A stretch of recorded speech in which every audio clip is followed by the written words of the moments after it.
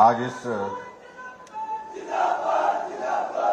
मंडी विधानसभा क्षेत्र के इस बहुत ही जोश भरे कार्यक्रम में जो हिमाचल प्रदेश के लिए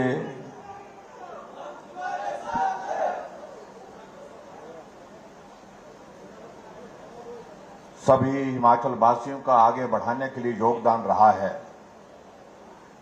प्रगतिशील हिमाचल प्रदेश के 75 वर्ष जो पूरे हुए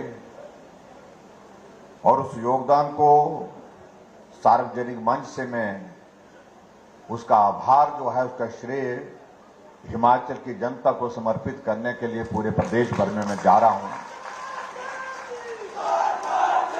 और आने वाले समय में आप सबका योगदान इसी प्रकार से रहे हिमाचल को आगे बढ़ाने के लिए। इस बात का आग्रह करने के लिए मैं जा रहा हूं। आज के इस कार्यक्रम में हमारे बीच में पूर्व मंत्री वर्तमान में माननीय विधायक श्री अनिल शर्मा जी,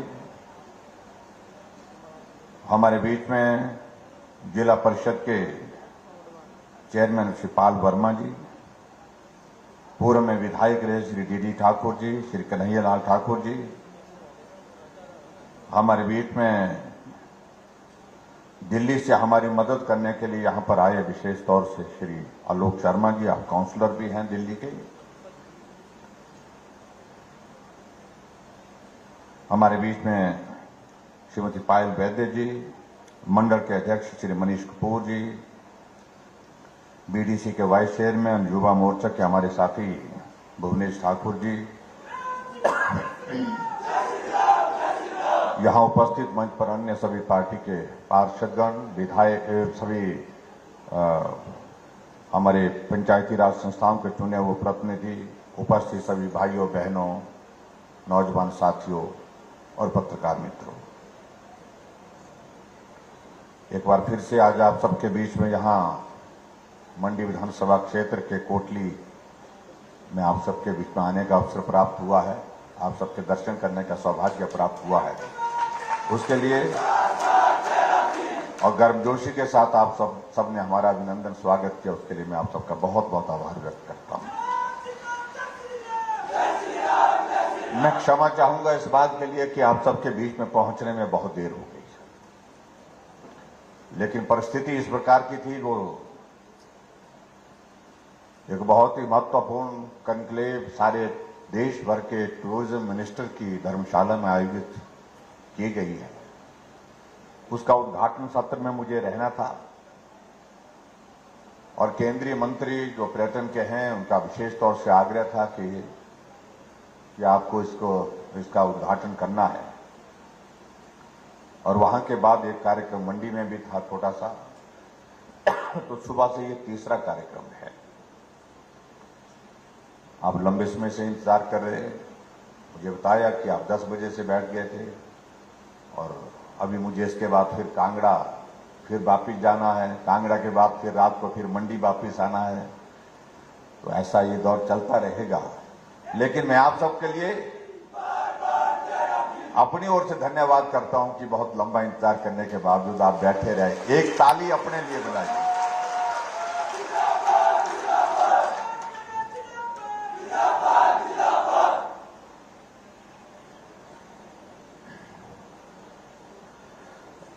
आज यहां पर हम एक साथ में इस विधानसभा क्षेत्र के अंतर्गत 9 उद्घाटन और 2 शिलान्यास के कार्यक्रम यहां पर इस स्थान पर भी कर रहे हैं और इससे पहले हम 2 शिलान्यास और कर चुके हैं। तो मेरा मानना है ये 11 नहीं, कुल मिलाकर के 13।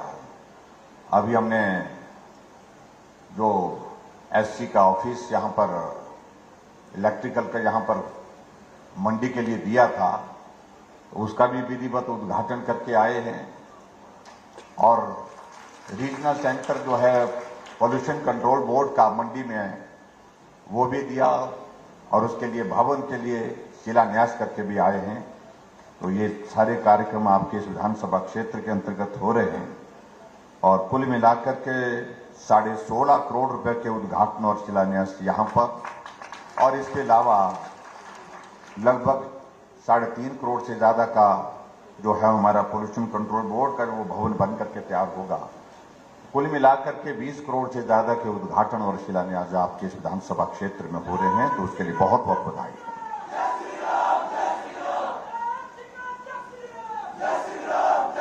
लंबी बात कहने की गुंजाइश भी नहीं और मैं समझता हूं इसकी आवश्यकता भी नहीं है।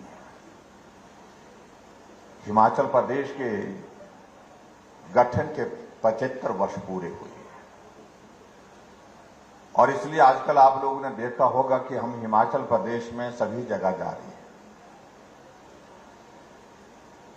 यह संयोग है जहां पूरे देश की आजादी के 75 वर्ष के अवसर पर हम अमृत महोत्सव मना रहे हैं। आदरणीय प्रधानमंत्री नरेंद्र मोदी जी ने एक नहीं अनेक कार्यक्रमों के आयोजन पूरे देश भर में किए हैं और अभी हाल ही में देखा आपने 15 अगस्त के दिन एक आग्रह विशेष तौर से प्रधानमंत्री जी ने किया कि हमारी आजादी के 75 वर्ष पूर्ण हुए, आओ अब हम एक बार उस पल को स्मरण करते हुए सभी देश के नागरिक अपने अपने घर में तिरंगा झंडा फहराएं। हर घर तिरंगा, घर घर तिरंगा, एक ऐसा उन्होंने आह्वान किया। और मैं आज भी देख रहा हूं हिमाचल प्रदेश में जहां भी जा रहा हूं, छोटी छोटी चाय की दुकान तिरंगा सामने लगा हुआ है, ढाबा है तो तिरंगा सामने लगा है, एक टायर वाले का छोटा सा वर्कशॉप है तो वर्कशॉप पर भी तिरंगा झंडा लगा है। और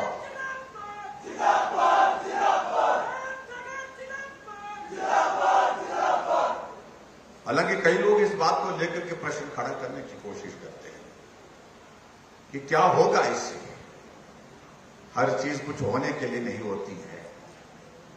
ये तिरंगा हमारा सर्वोच्च सम्मान है हमारे देश के लिए, जिसके लिए देश के कितने लोगों ने अपने जान की कुर्बानी दे दी देश की रक्षा के लिए। इस भाव को समझने की आवश्यकता है। मुझे दुख होता है कई बार आजादी के 75 वर्ष बीतने के बावजूद भी कई लोग अपने देश के अंदर रहते हुए इस भाव को नहीं समझ पाए, इस भाव का सम्मान नहीं कर पाए। मुझे उनके बारे में कुछ कहना है, लेकिन मैं इतना जरूर कहना चाह रहा हूं कि हमारे लिए सौभाग्य की बात है कि हिमाचल प्रदेश के गठन के अभी 75 वर्ष पूरे हुए हैं। तो हमारे सब साथियों के साथ जब हमने चर्चा की थी, हम चाह रहे थे हम अलग अलग कार्यक्रम करें, बहुत सारे कार्यक्रम की एक श्रृंखला बनाएं, लेकिन वो संभव इसलिए नहीं था कि हम चुनाव के बहुत करीब हैं, इसलिए बहुत कार्यक्रम करना संभव नहीं है। हम इनका बाकी कार्यक्रम हम नहीं कर सकते तो एक कार्यक्रम तो हम कर सकते हैं, और वो कार्यक्रम हमने ये तय किया कि जिन हिमाचल के लोगों के मेहनतकश लोगों की बदौलत आज हिमाचल इस मुकाम पर पहुंचा है, मैं उनका आभार करने के लिए पूरे हिमाचल प्रदेश में हर विधानसभा क्षेत्र में यह आभार सिर्फ नेताओं तक सीमित नहीं रहना चाहिए। नेताओं ने अपनी अपनी भूमिका निभाई है, इसलिए आप लोगों ने डॉक्यूमेंट्री देखी होगी। हमारे प्रदेश के जो पहले मुख्यमंत्री रहे डॉक्टर यशवंत सिंह परमार जी, हमने उनका भी जिक्र किया।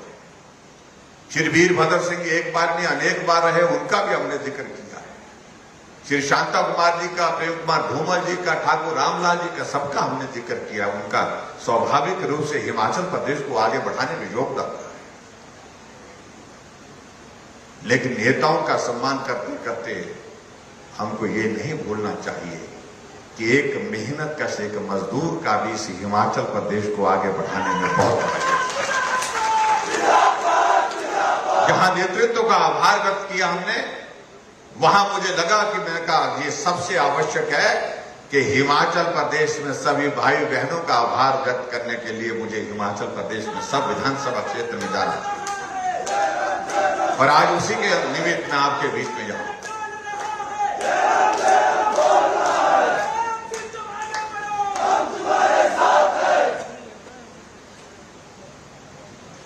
और कई लोग इस तरह से प्रश्न खड़ा करने की कोशिश कर रहे हैं कि मुख्यमंत्री जी क्यों जा रहे हैं। हमने कहा ये काम तो आप भी कर सकते थे, हमने आपको नहीं रोका। एक व्यवस्था के अनुसार में एक हिमाचल प्रदेश का मुख्यमंत्री हो, अगर आप लोगों ने हिमाचल प्रदेश की जनता का आभार करना उचित नहीं समझा, आपको इसकी आवश्यकता महसूस नहीं हुई, यह आपका होगा विषय सोचने का। लेकिन हमारा विषय सोचने का यह है कि मुझे हिमाचल प्रदेश के लोगों का आभार व्यक्त करने के लिए पूरे हिमाचल प्रदेश में जाना है।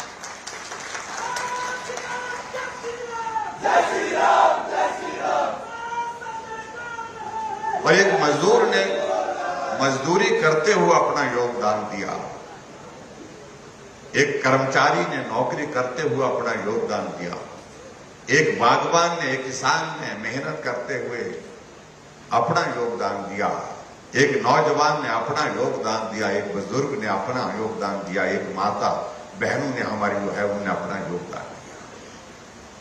और मैं इस बात के लिए भी आप सबके बीच में कि अगर 75 वर्ष हमारे हिमाचल प्रदेश के गठन के हो गए तो इसका अभिप्राय ये नहीं कि हम जहां पहुंचे हैं अब यहां से आगे जाने की आवश्यकता नहीं, हमें और आगे जाना है। इसलिए आह्वान करने के लिए भी मैं आप सबके बीच में आया हूं कि आने वाले समय में भी हिमाचल प्रदेश को आगे बढ़ाने के लिए आपका सक्रिय सहयोग चाहिए, आपका आशीर्वाद चाहिए। इसके लिए भी मैं आप सबके बीच में निवेदन करने के लिए आपके बीच में, भाई और बहनों, मुझे लगता है कि कई बार कुछ बातें हमको इतिहास की ध्यान में रखनी चाहिए। मैं कई कार्यक्रम में जाता हूं, अगर मैं ऐसे सभा में कहीं सामने खड़े होकर के पूछूं कि जब मुझे आप बताइए जब हिमाचल प्रदेश का 15 अप्रैल 1948 को गठन हुआ तो उस वक्त हिमाचल प्रदेश में कितने जिले थे, बहुत भीड़ होने के बावजूद भी बहुत कम लोग बता पाते हैं। तो इसलिए हमारा दायित्व तो बनता है, ये जानकारी भी देनी चाहिए। जब हिमाचल बना था उस वक्त 4 जिले थे, एक सिरमौर का जिला था, एक महासू का जिला था और एक हमारा चंबा का जिला था और एक मंडी का जिला था। ये पुराना हिमाचल था जहां से हिमाचल की शुरुआत हुई थी। आज हिमाचल प्रदेश में 12 जिले, और जब हिमाचल बना तो उस वक्त 11 लाख आबादी, हिमाचल प्रदेश की आज आबादी हमारे प्रदेश की 17 लाख से पार हो गई। जब हिमाचल बना तो उस वक्त साक्षरता दर 4.8% था और आज हमारा साक्षरता दर 90% से ऊपर। हम केरल से पीछे नहीं, केरल से आगे।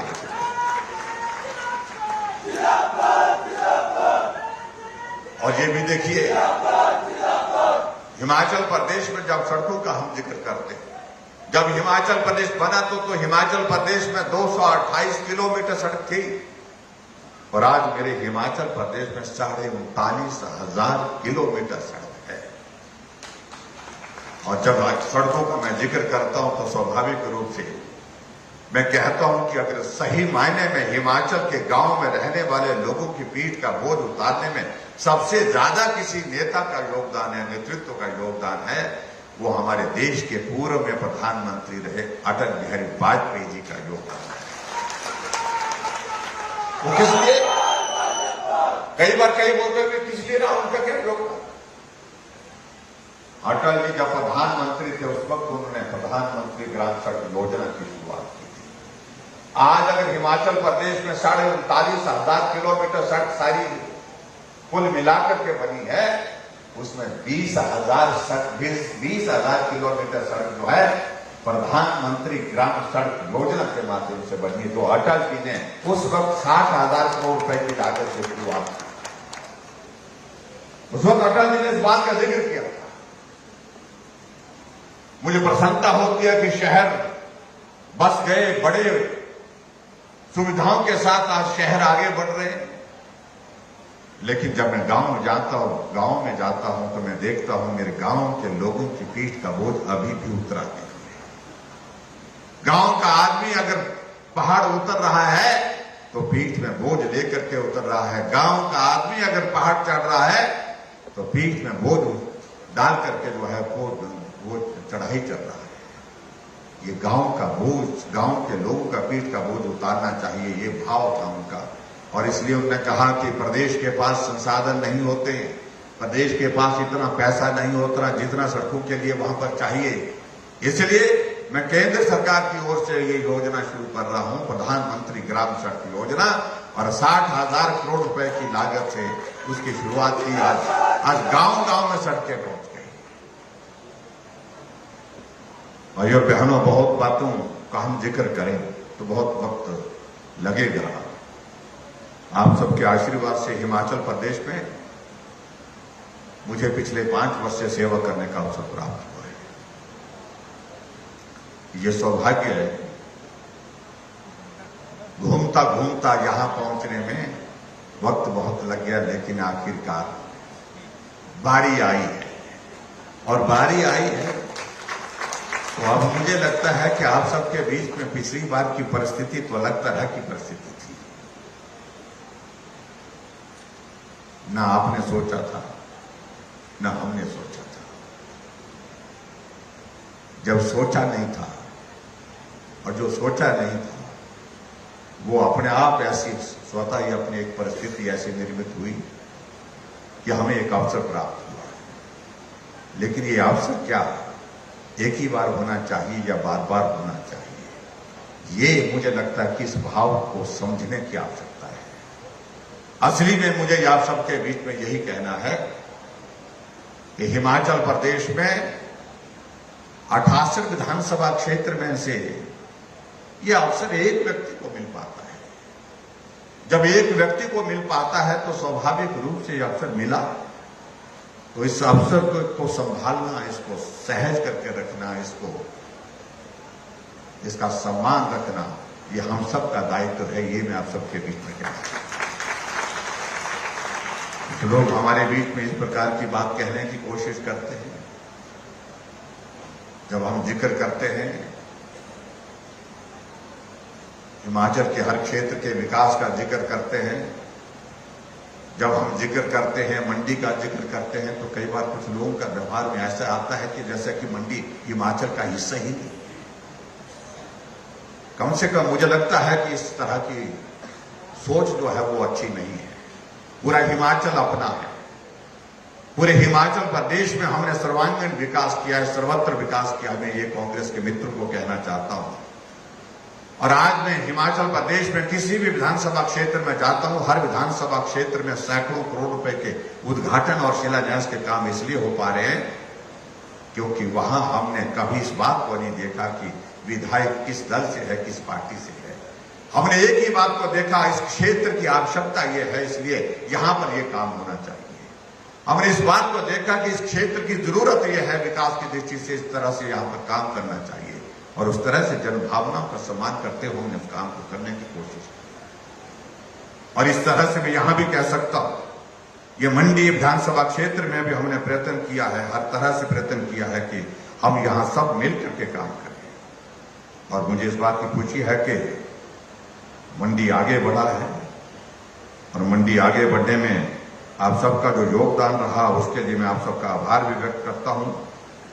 और कुछ बातों को लेकर के मैं जरूर कहना चाहूंगा, जो हमारे विपक्ष के मित्र हैं, जो कुछ बातें कहने की कोशिश करते हैं, उनमें मुझे लगता है कि ज्यादा ध्यान देने की आवश्यकता मैं उसमें नहीं करता हूं, क्योंकि हिमाचल अपना है और हिमाचल प्रदेश का सर्वांगीण विकास होना चाहिए।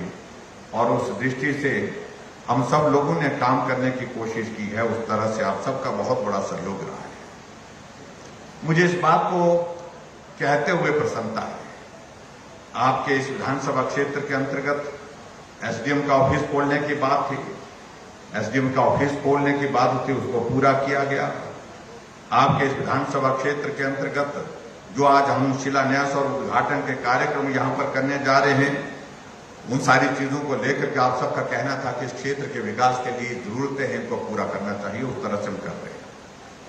लेकिन मैं इतना मैं जरूर कहना चाहता हूं आज के इस कार्यक्रम में कि मंडी जिला है और ये मंडी विधानसभा क्षेत्र है। जिला का नाम मंडी पड़ा और मंडी विधानसभा क्षेत्र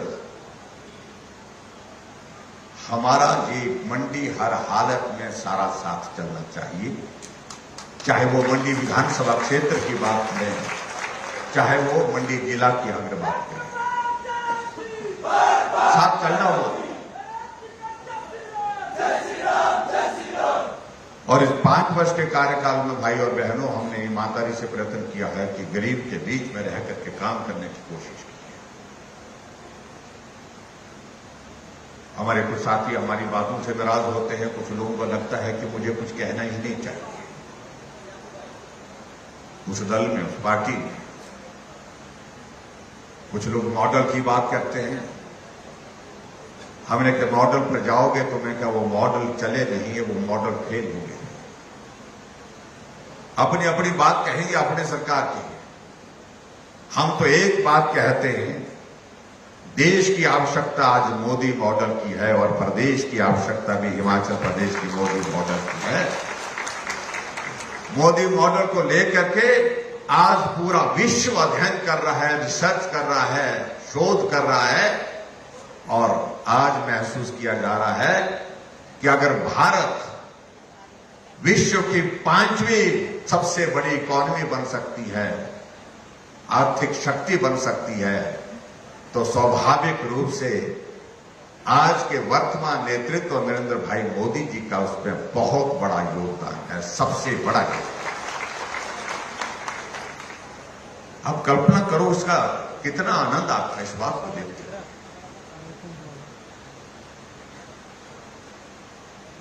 हम एक नंबर ऊपर आ जाते हैं इकॉनमी में, प्रधानमंत्री जी ने कहा, उसका आनंद स्वाभाविक रूप से हुआ है। लेकिन ये हम इंग्लैंड से जो ब्रिटिश शासन यहां 200 वर्षों तक रहा भारत में और भारत जिनका गुलाम रहा, हम उनसे ऊपर हो गए। ये बहुत बड़ा महत्व का विषय है, आनंद का विषय तो ये है कि जिन्होंने 200 वर्ष तक हमको गुलाम रखा, हम उनसे ऊपर हो गए। ये अवसर हमारे जीवन में ऐसा देखने को मिला जिसको देख करके आनंद की अनुभूति होती है। इसकी देश की आजादी के लिए कितने लोगों ने अपने जीवन की कुर्बानी दी, इस बात की कल्पना आप कर सकते हैं। और जहां तक भाई और बहनों, जहां तक हिमाचल प्रदेश की अगर बात आती है, कुछ लोगों को लगता है कि ये प्रदेश में शासन करने की, सत्ता को चलाने का हुनर सिर्फ जो है वो बड़े लोगों के। हमने एक दिन कहीं बात कह दी और वो बात कह दी कि भाई अब पूरे देश भर में रिवाज बदल रहा है, तो हिमाचल प्रदेश में भी रिवाज बदलना चाहिए।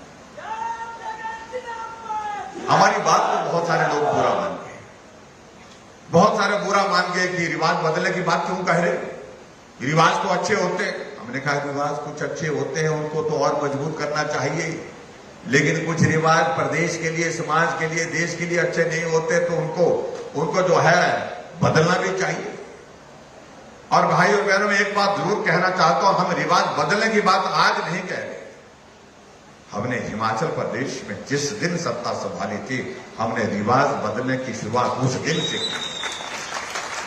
रिवाज तो यह बन गया था हिमाचल प्रदेश में कि सरकार बदलती थी, पुरानी सरकार के बहुत सारे प्रोजेक्ट रद्द कर दिए जाते थे, बहुत सारी योजनाओं को रद्द कर दिया जाता था, पुरानी सरकार के नेताओं के खिलाफ मामले दर्ज कर दिए जाते थे, अधिकारियों के खिलाफ जांच के आदेश शुरू हो जाते थे।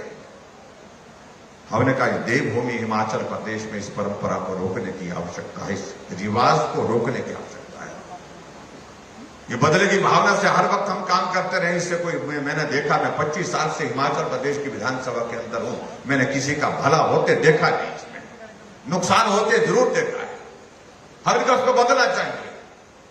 हमारे कुछ साथी कहने लगे कि नहीं बदलना चाहिए, हमको कुछ करना चाहिए, कुछ के खिलाफ करना चाहिए, कुछ के खिलाफ। हमने कहा नहीं करेंगे। और हमने उस दिन से शुरुआत की। हमने बदले की भावना के साथ काम नहीं किया और बदले की भावना से काम नहीं करने की परंपरा को आज तक हमने कायम रखा है। हिमाचल आगे बढ़ा है। हिमाचल प्रदेश में आज कहीं अखबारों की खबर नहीं होती है कि आज इसके खिलाफ मामला इस कोर्ट में चल रहा है, आज उस मामला उस कोर्ट में चल रहा है। आज किसी नेता के खिलाफ किसी तरह की खबर नहीं। तो रिवाज बदलने की शुरुआत हम आज नहीं कर रहे, हम पहले दिन से हो रहे हैं। और मैं इस बात को लेकर के कई बार मजाक में ये भी कहता हूं, रिवाज बदलने की बात तो यहां तक हो गई थी कि सरकार बदलती थी तो टोपियों के रंग बदल जाते, टोपियां बदल जाती थी। ये हरी टोपी वाली सरकार है, ये लाल टोपी वाली, इसको समझना बहुत आसान हो गया था। एक सड़क पर चलने वाला बहुत कम जानकारी रखने वाला उस आदमी को भी जानकारी हो, उसको पूछे हरी टोपी किसकी है, उसको पता है, वो बोले फट बोले उसकी है। ये लाल टोपी किसकी है, ये उसकी उस पार्टी की है। अरे ये टोपी हम सबकी है, हमारी पहचान है, हमारी शान है, ये हिमाचल की है, इसको हम सिर पर पहनते हैं। इसलिए हमने कहा है ये टोपी हिमाचल की है, ये किसी पार्टी की नहीं है, किसी दल की नहीं है, किसी सरकार की नहीं है। इस तरह से इस कल्चर को भी समाप्त करना चाहिए। हमने कहा ये रिवाज बदलना चाहिए, हमने शुरू। और इसी तरह से जब हमने रिवाज बदलने की बात हम जोर से कही कि पूरे देश में रिवाज बदल रहा है, तो बहुत परेशान हुए कुछ लोग हमारे। कुछ लोग कहने लगे कि रिवाज बदलने की बात मत कहिए, ये रिवाज नहीं बदलेगा, और रिवाज बड़े बड़े लोग नहीं बदल पाए, और रिवाज तो राजा साहब नहीं बदल पाए, और राजा साहब नहीं बदल पाए तो जयराम तो किस खेत की मूली है, हमको मूली के साथ तोल दिया है। तो मुझे कई बार अच्छा भी लगा कि मुझे मेरी औकात बता दी गई। मुझे गलतफहमी पहले भी नहीं थी, आज भी नहीं है, ना आगे आने वाले समय में होने वाली है। हम संघर्ष से पहुंचे हैं, गरीबी को हमने सिर्फ देखा नहीं, गरीबी के दौर में से गुजर करके देखा है। इसलिए वो बड़े होंगे, बहुत बड़े होंगे, मैं उनके प्रति कुछ कहना नहीं चाह रहा हूं, लेकिन भाई और बहनों इस सोच को बदलने की आवश्यकता है। ये सोच इस प्रदेश के लिए, इस देश के लिए अच्छी नहीं है, ये समाज के लिए अच्छी नहीं है कि बड़े लोग ही बड़े काम कर सकते हैं तो छोटे लोग कुछ नहीं करते। उनका भाव इस प्रकार से जब आता है तो ये दुर्भाग्यपूर्ण है। मैं ये कहना चाह रहा हूं कि कुछ लोग नहीं है, एक बात नहीं, अनेक बार ऐसा भी हुआ है, जो काम बड़े नहीं कर पाए हैं वो छोटे लोग करके दिखाते हैं। ये उनको बताना चाहता हूं।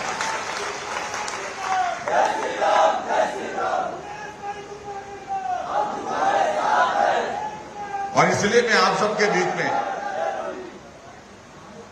ये जरूर कहना चाहता हूं, हमने इस तरह से हिमाचल प्रदेश में छोटे लोगों के लिए, गरीब लोगों के लिए काम करने की कोशिश की है।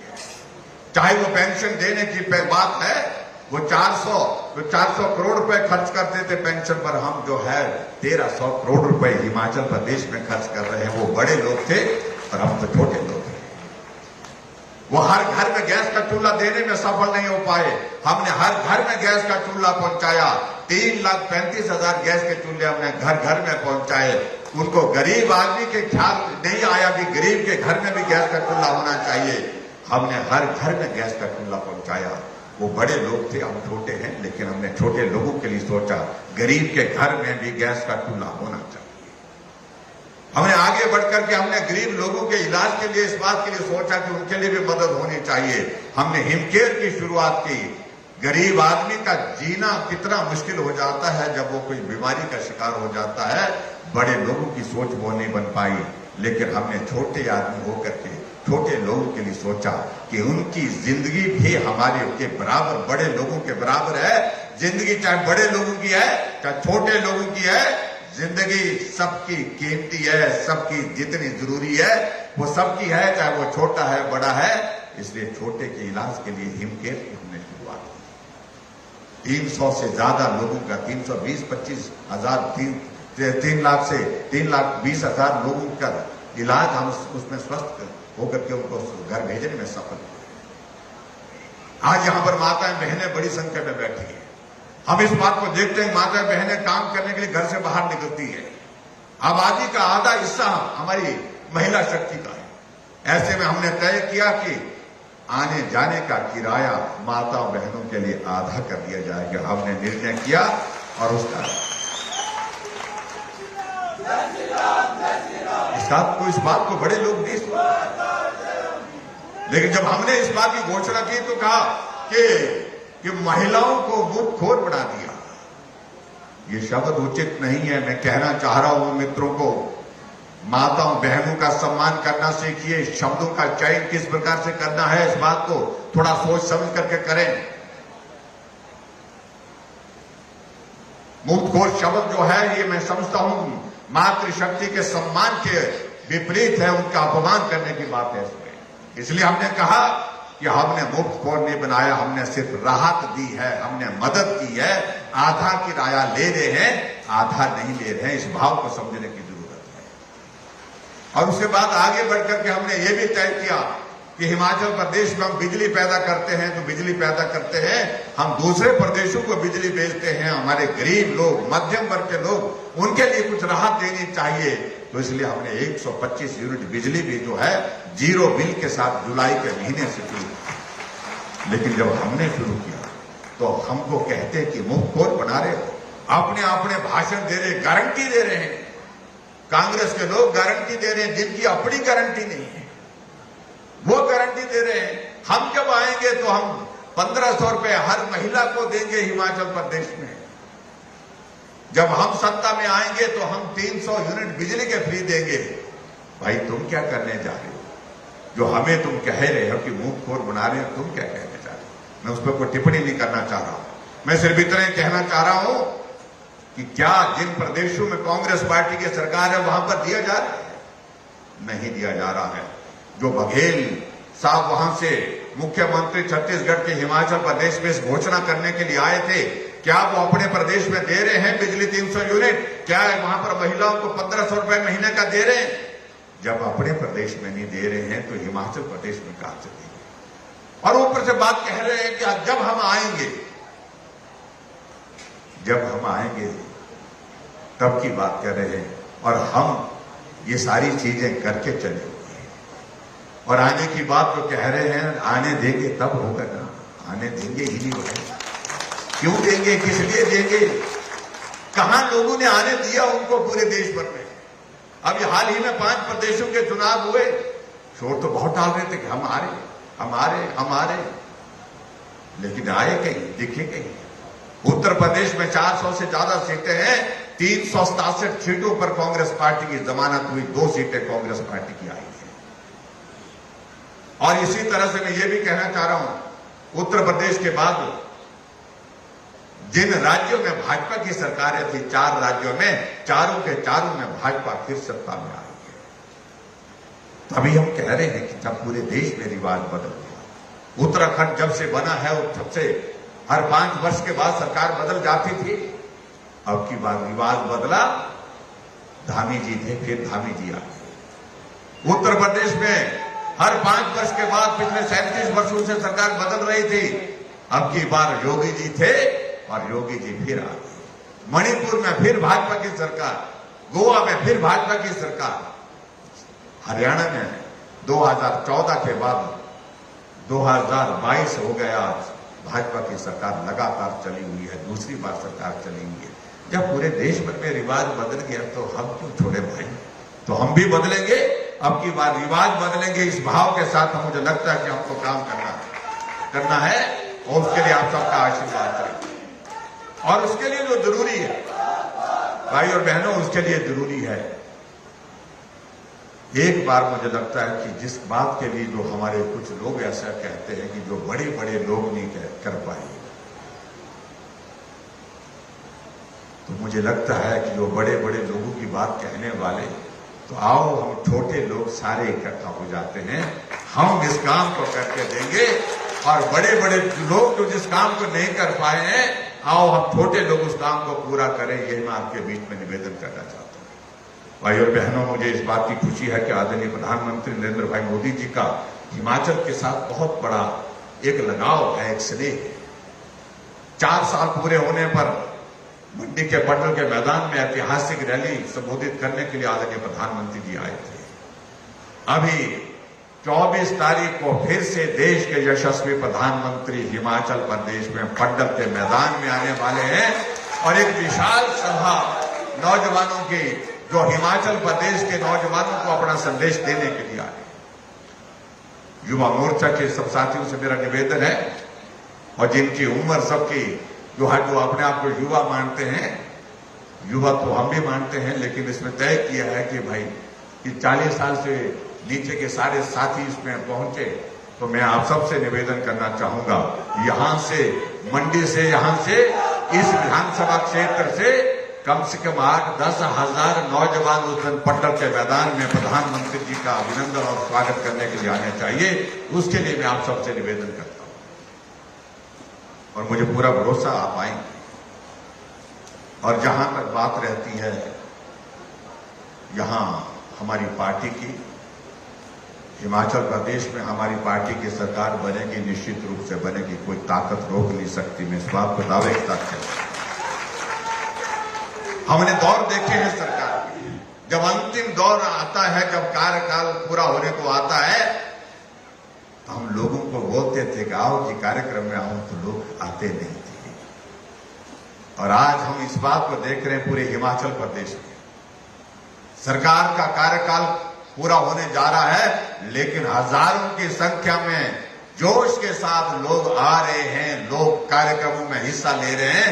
इसका संदेश बड़ा साफ है कि निश्चित रूप से आने वाले समय में हिमाचल प्रदेश में लोगों ने मन बना लिया है कि अब की बार रिवाज बदल करके छोड़ेंगे, फिर भाजपा की सरकार हिमाचल प्रदेश में बनाएंगे। ये संदेश पूरे हिमाचल प्रदेश के हर विधानसभा क्षेत्र से हमको देखने को मिला, सुनने को मिला। और आज मंडी विधानसभा क्षेत्र में भी आप सबके बीच में आए हैं। भाई अनिल शर्मा जी भी हमारे बीच में। कभी दौर जिंदगी में ऐसे आते हैं, कभी ऐसे मोड़ आते हैं,